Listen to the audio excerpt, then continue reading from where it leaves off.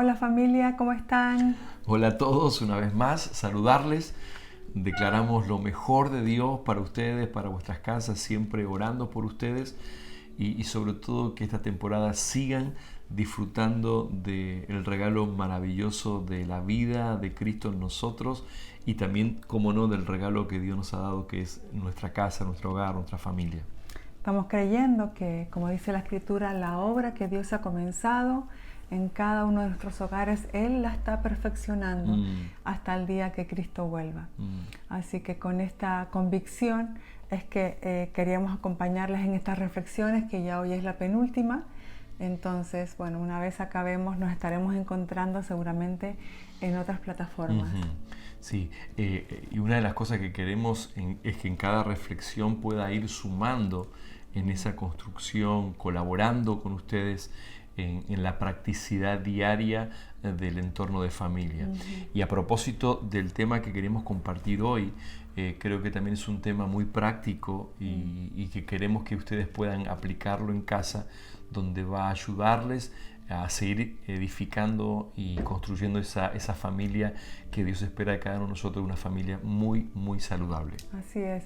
Queríamos en estas dos últimas reflexiones poder desarrollar un poco el tema de los altares familiares. Bueno, creo que es un término... Qué buena expresión que se usa, es ¿no? una expresión, un término que usamos normalmente en el ambiente de la iglesia, en el ambiente cristiano.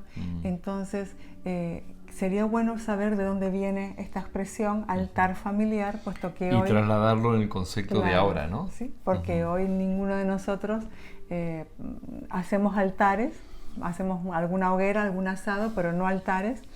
¿De dónde viene entonces esta expresión? Bueno, hace muchos años, tal y como nos cuenta la Escritura, siglos atrás, el pueblo de Dios, el pueblo de Israel, tal y como Dios le enseñó, tuvo una forma de acercarse a Él en aquel momento. No había venido Cristo, entonces había otra forma en la que su pueblo se acercaba a Él, y era a través de los sacrificios. Entonces, para un sacrificio hacía falta un altar. Se levantaba un altar que tenía que ver con una composición de piedras para después poder poner la leña y encima pues la ofrenda del sacrificio que se iba a hacer al Señor. Después ya hubo un altar que quedó preparado en el tabernáculo y después en el templo, donde las familias iban para que en ese altar se pudiera hacer la ofrenda al Señor. O sea que se podría decir que esto formaba parte de una cultura en sí, ¿no? De las familias. Exacto. Y que cuando la gente nombraba altar, ya la gente tenía una idea global de lo que ellos tenían que hacer, ¿no? Claro, y era la forma en la que ellos se iban a acercar a Dios como familia, para estar en paz con Él, para el perdón de sus pecados, incluso para mostrar agradecimiento. Todo giraba alrededor de un altar. Wow. Y es interesante también porque en un momento dado Dios da la orden de que en su altar, que su altar se mantuviera siempre encendido, de que no terminara nunca de apagarse, sino que siempre estuviera encendido. Eso a mí me da la idea de que siempre estuviera listo, para que cualquier persona, cualquier familia, en todo momento pudiera ser accesible a ese acercamiento, porque recordemos, era la forma en la que ellos se acercaban a Dios. Y también es curioso que dentro del tabernáculo, después más adelante dentro del templo, en ese lugar intermedio llamado lugar santo, había un candelabro de oro que también había un mandato que nunca debía de apagarse, la luz que era colocada allí. Como dato importante para lo que vamos a decir a continuación, hoy día no necesitamos ese tipo de altar, pero la esencia ¿cuál es? Que como familias tener una mentalidad, una actitud continua de acercamiento a Dios. Gracias a Cristo, gracias a Cristo que Él es nuestro Cordero Pascual, nuestro sacrificio, y Él es el único sacrificio que ya hizo y que fue hecho perfecto una vez y para siempre. Por lo tanto, no necesitamos nosotros hacer ningún tipo de altar ni presentar ningún sacrificio, porque ya todo está hecho y consumado en Cristo. Pero el concepto viene de ahí. Entonces, como familia soy nosotros, que tenemos a Cristo, que disfrutamos a Cristo. ¿De qué se trata entonces esta expresión de hacer el altar familiar? Bueno, la esencia viene a ser la misma. Es como familia acercándonos a Dios. Pero ahora lo que nos acerca a Dios es Cristo. Wow.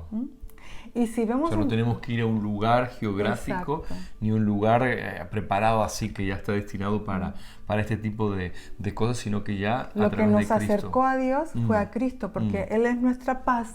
En Él recibimos el perdón.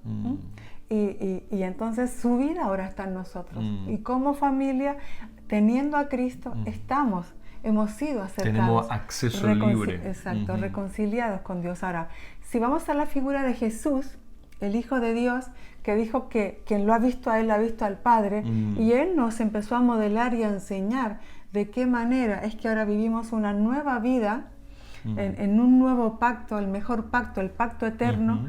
Es curioso porque Él nunca llevó a sus discípulos a un altar. Él sentaba a sus discípulos en una mesa y en una mesa compartía la comida, y en esa comida que compartía, entonces Él hablaba de un alimento espiritual.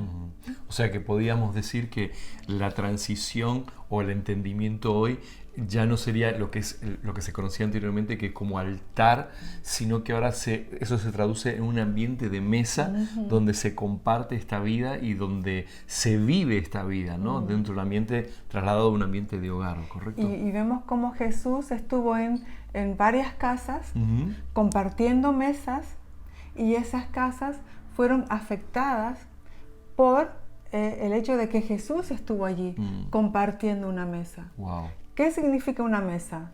En aquella época significaba casi lo mismo que significa hoy. Es un momento de compartir.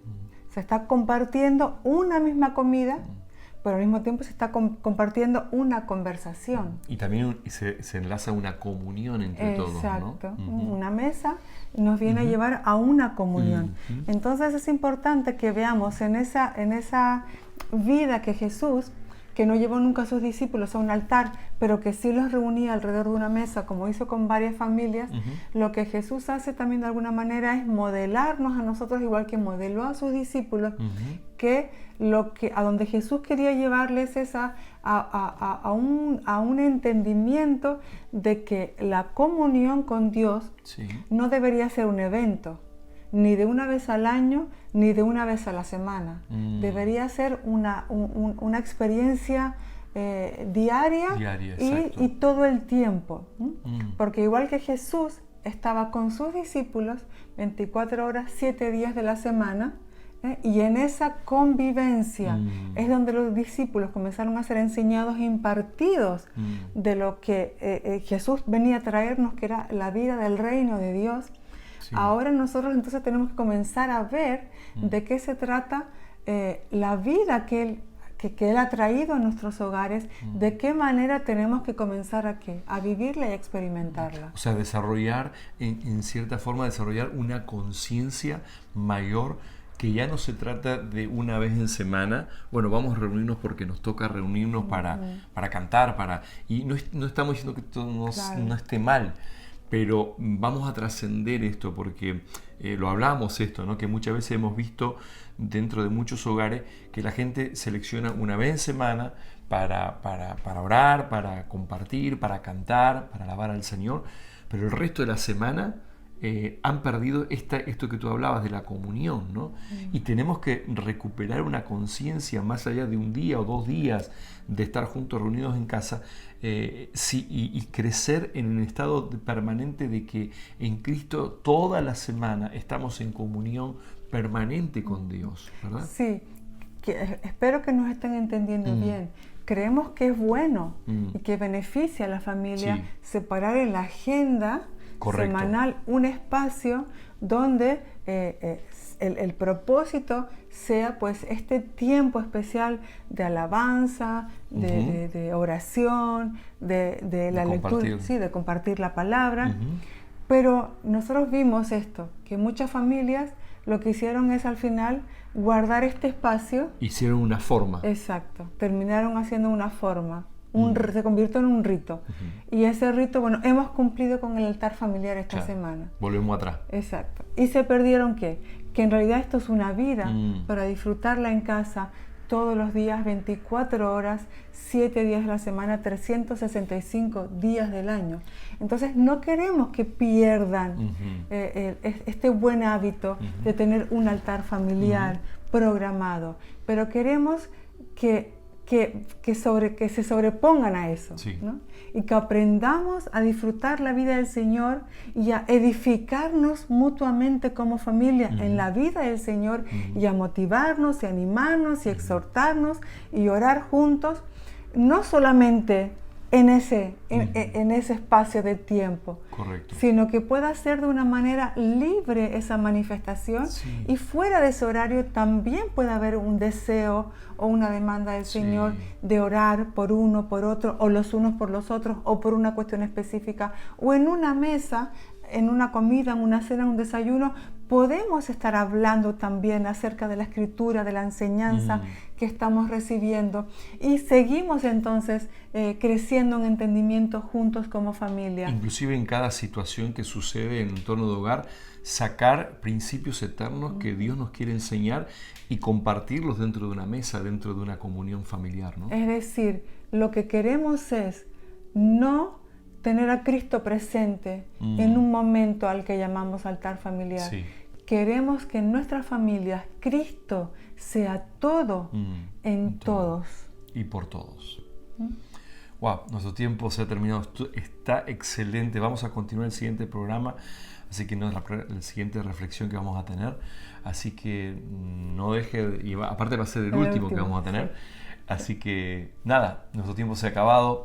Gracia y paz sobre cada uno de ustedes. Un fuerte abrazo a la distancia.